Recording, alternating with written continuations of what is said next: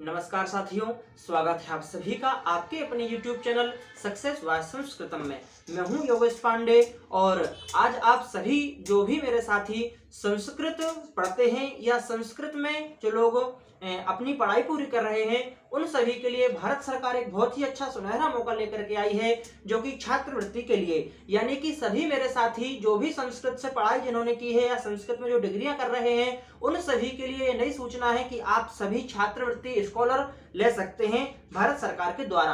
कैसे लेंगे, क्या क्या उसकी प्रोसेस रहेगी, क्या उसके लिए योग्यता है, किस प्रकार से आप स्कॉलर पा सकते हैं, ये सभी जानकारी आज हम इस वीडियो में देखेंगे। तो आप वीडियो को अंतिम तक जरूर देखिए। पहली बार यदि आप चैनल पर आए हैं तो सब्सक्राइब जरूर कर लीजिए।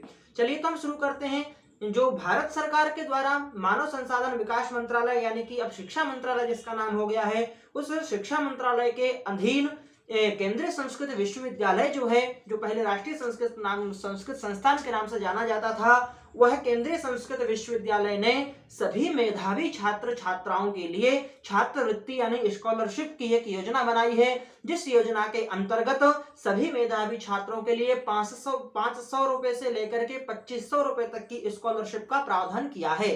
यानी प्रत्येक महीने 500 रुपए। यह किस प्रकार का प्रावधान है, किस प्रकार की इसमें जो है छात्रवृत्ति मिलेगी, आज हम इस वीडियो में पूरा समझते हैं। सबसे पहले यदि आपके पास में यह स्कॉलर यदि आपको लेना है तो आपके विषय में आप जो भी पढ़ाई कर रहे हैं 9th से लेकर के पीएचडी तक की, उन सभी में आपके पास में यदि आपको स्कॉलर लेने हैं तो संस्कृत का विषय जरूर आपके इसमें होना चाहिए। यदि आप संस्कृत पढ़ रहे हैं तो ही आपको यह स्कॉलर मिलेगी। संस्कृत का कोई सा भी एक विषय यदि आपने विषय के रूप में एक पेपर के रूप में लिया है तब भी आप इसमें अप्लाई कर सकते हैं। यानी कि आधुनिक वाली पढ़ाई आप कर रहे हैं और यदि आपने इसमें संस्कृत विषय लिया है तो आप इसमें अप्लाई कर सकते हैं। और इसके अलावा यदि आप जो गुरु परंपरा वाली जो पढ़ाई है, यानी कि जो गुरुकुल वाली पढ़ाई है जिसमें कि हम पूर्व मध्यमा कहते हैं, परंपरा वाली पढ़ाई है, यदि आप उस पढ़ाई को कर रहे हैं तब भी आप इसमें अप्लाई कर सकते हैं। इसकी जो पहली शर्त है वो यही शर्त है कि संस्कृत अथवा पाली अथवा प्राकृत, यह तीनों भाषाओं में से कोई सी भी एक भाषा आपके पाठ्यक्रम में होनी चाहिए, तो ही आप इसके लिए योग्य होंगे, पहली बात। दूसरी शर्त यहाँ पर जो रहेगी, किस प्रकार से आपको इसमें स्कॉलरशिप मिलेगी, छात्रवृत्ति मिलेगी, तो इसके कुछ जो है कि बताया गया है किस प्रकार से मिलेगी। तो सबसे पहले आपकी संस्था का यानी आपके विद्यालय का इसमें पंजीकरण होगा, ऑनलाइन ही होगा। एक शर्त आपको यहाँ पर ध्यान रखनी है कि इसमें जो कुछ भी कार्य होगा, जो कुछ भी फॉर्म आपको इसमें भरना है, पूरा कार्य ऑनलाइन होगा। कुछ भी आप इसमें ऑफलाइन या डाक द्वारा या फिर किसी के माध्यम से आप इसमें कुछ भी आपको जमा नहीं करना है। पूरा यह जो पोर्टल है छात्रवृत्ति के लिए, यह आपको पूरा ऑनलाइन सुविधाएं दे रहा है ताकि कोई भी व्यक्ति आपके साथ में इससे कुछ बात भ्रष्टाचार के रूप में आपसे ना करे। इसीलिए यह पूरा सिस्टम इसका जो बनाया गया है यह ऑनलाइन ही रहेगा। ऑनलाइन आपको इसमें फॉर्म भरना है और स्कॉलरशिप आपको लेनी है। तो सबसे पहले इसमें हम आपको बताएंगे कि संस्था का पंजीकरण इसमें होना बहुत जरूरी है। संस्था यानी विद्यालय, आप जिस विद्यालय में पढ़ाई कर रहे हैं, स्कूल में पढ़ाई कर रहे हैं, महाविद्यालय अथवा कॉलेज में पढ़ाई कर रहे हैं या फिर आप किसी विश्वविद्यालय में पढ़ाई कर रहे हैं, तो सबसे पहले उस विश्वविद्यालय का पंजीकरण इस पोर्टल में होगा। वह जो पंजीकरण होगा उस पंजीकरण का एक रजिस्ट्रेशन नंबर आएगा और जो रजिस्ट्रेशन नंबर आएगा उस रजिस्ट्रेशन नंबर से आपका इसमें आगे का कार्य होगा। इसके बाद में जब विद्यालय का या विश्वविद्यालय का पंजीकरण हो जाएगा, उसके बाद में छात्र का पंजीकरण इसमें होगा, यानी स्टूडेंट का पंजीकरण रजिस्ट्रेशन इसमें होगा। और उस रजिस्ट्रेशन होने के बाद में फिर इसमें आपका जो है फॉर्म आप इसमें भर सकते हैं और फिर फॉर्म भरने के बाद में आपको स्कॉलरशिप मिलेगी। यदि आप उसके जो है उसने जो योग्यताएं बना रखी हैं, जो मान्यताएं उसकी हैं, जो शर्तें हैं, जो नियम उसके हैं, उसके हिसाब से यदि आप उसमें भरते हैं तो फिर आपको यह स्कॉलरशिप मिलेगी। अब इसमें कौन सी क्लास से कौन सी क्लास तक स्कॉलरशिप मिलती है, तो हम जानते हैं कि 9th यानी कि पूर्व मध्यमा प्रथम वर्ष यानी कि जो कि हम 9th बोलते हैं। यदि आप 9th कर रहे हैं, आपका एक विषय संस्कृत है, तो अभी आप इसमें अप्लाई कर सकते हैं। और यदि आप पूर्व मध्यम प्रथम वर्ष ही कर रहे हैं तो आप इसमें कर ही सकते हैं 100%, इसमें कोई 1% का भी डाउट नहीं है।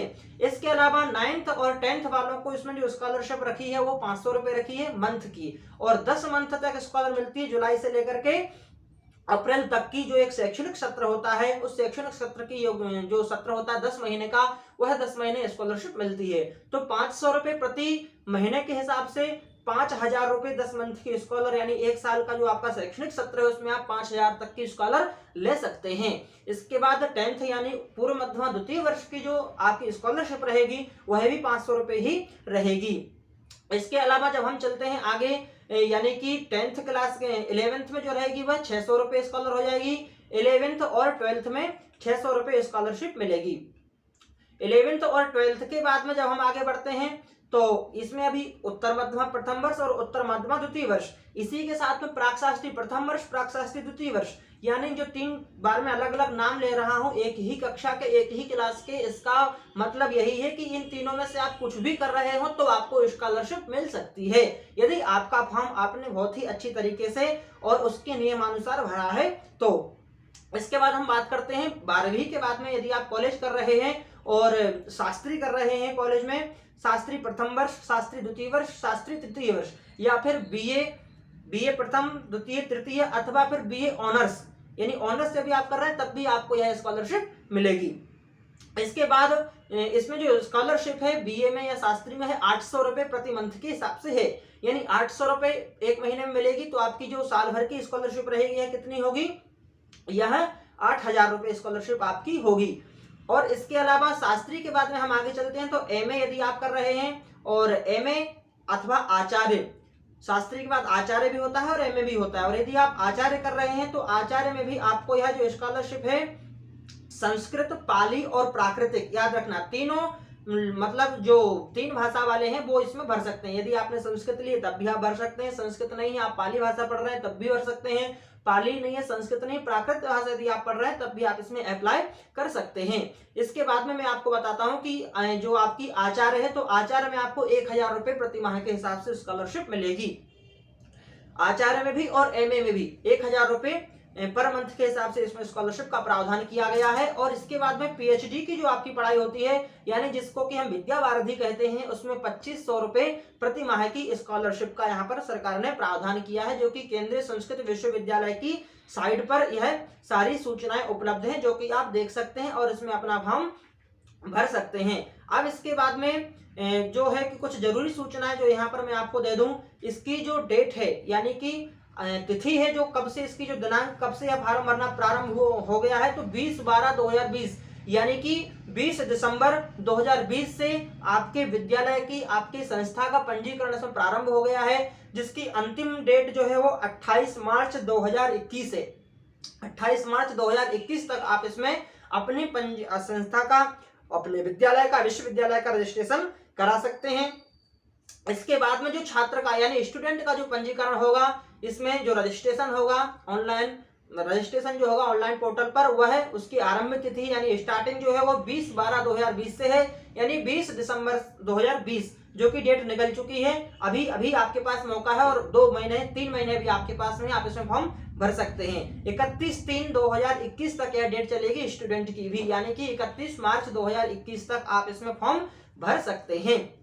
अब इसके बाद में कुछ जानकारी और है जो बहुत जरूरी जानकारी है वो भी मैं आपको दे देता हूं कि ये तो हो गई आपकी स्कॉलर कितनी मिलेगी, कौन सी क्लास में किस प्रकार से स्कॉलरशिप मिलना है।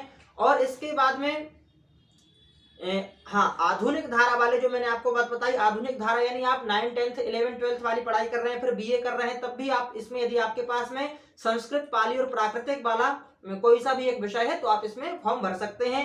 दूसरी योग्यता इसमें यह रहेगी कि आपने जो भी पिछली कक्षा पास की है उसमें संस्कृत, पाली अथवा प्राकृतिक में 60% आपके होना अनिवार्य है।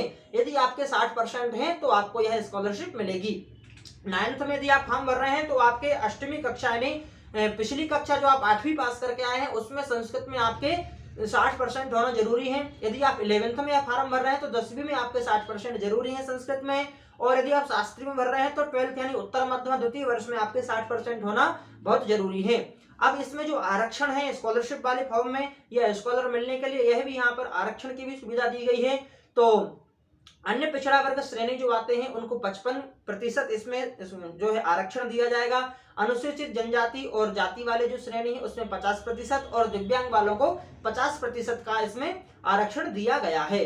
अब इसमें आपकी जो योग्यता है, आपने फॉर्म भर दिया, सारी चीजें आपकी सब कुछ हो गई, लेकिन फिर भी आपके पास स्कॉलर नहीं आ रही है, इस प्रकार की भी शिकायतें बहुत सारे बच्चों की आती हैं। तो उनके लिए यहाँ पर एक विषय मैं आपको बता दूं कि जो चयन की रीति है कि आपको स्कॉलर के लिए यदि जो चयन किया जाएगा वह किसके द्वारा किया जाएगा, तो केंद्रीय संस्कृत विश्वविद्यालय के द्वारा जो छात्रवृत्ति गठन समिति का जो एक निर्धारण हुआ है, उनकी अनुशंसा के आधार पर ही विश्वविद्यालय के द्वारा आपको यह छात्रवृत्ति देय होगी। और छात्रवृत्ति चयन समिति की अनुशंसा को ही अनुदान समिति के अनुमोदन के लिए प्रस्तुत किया जाएगा।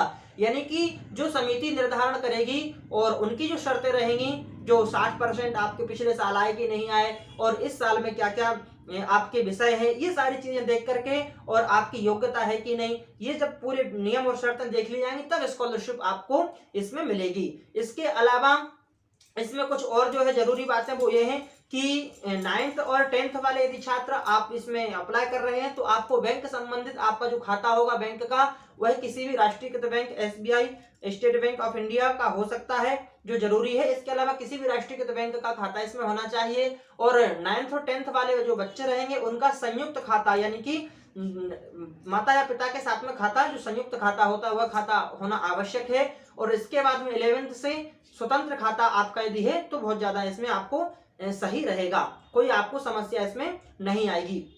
ये आपकी जरूरी चीजें हैं जो मैंने आपको बता दी इसमें। और इसके अलावा जो है कि आपको कोई भी समस्या आती है फॉर्म भरने में कि फॉर्म कैसे भरा जाए, इसका किस प्रकार से रहेगी, तो जो लिंक है sanskrit.nic.in केंद्रीय संस्कृत विश्वविद्यालय की साइट है, और इस साइट पर आप जाएंगे तो आपको पहले या दूसरे नंबर पर ही है सूचना मिल जाएगी, नोटिफिकेशन मिल जाएगा ऑनलाइन स्कॉलरशिप फॉर्म का। उसमें आप जाएंगे तो सबसे पहले आपको जो है विद्यालय का, आपकी संस्था का पंजीयन कराना है, उसके बाद में छात्र का पंजीयन होगा, और छात्र की पंजीयन के बाद में फिर आपको फुल जो फॉर्म है वह फिल करना है, फॉर्म को भरना है, और फिर फॉर्म को भरने के बाद में आप यह स्कॉलरशिप का जो है स्कॉलरशिप को ले सकते हैं। तो यदि आपको कोई भी समस्या आ रही है तो आप मुझे कमेंट में बताइए कि फॉर्म कैसे भरना है। यदि आपको नहीं आ रहा है तो अगले वीडियो में हमें आपको यह बता देंगे कि किस प्रकार से फॉर्म भरना है।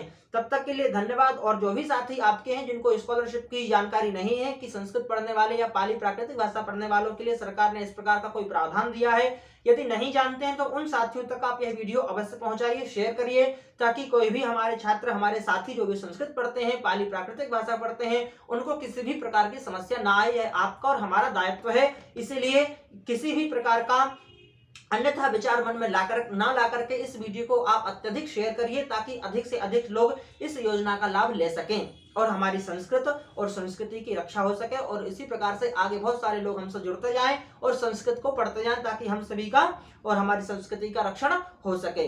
वीडियो देखने के लिए बहुत बहुत धन्यवाद।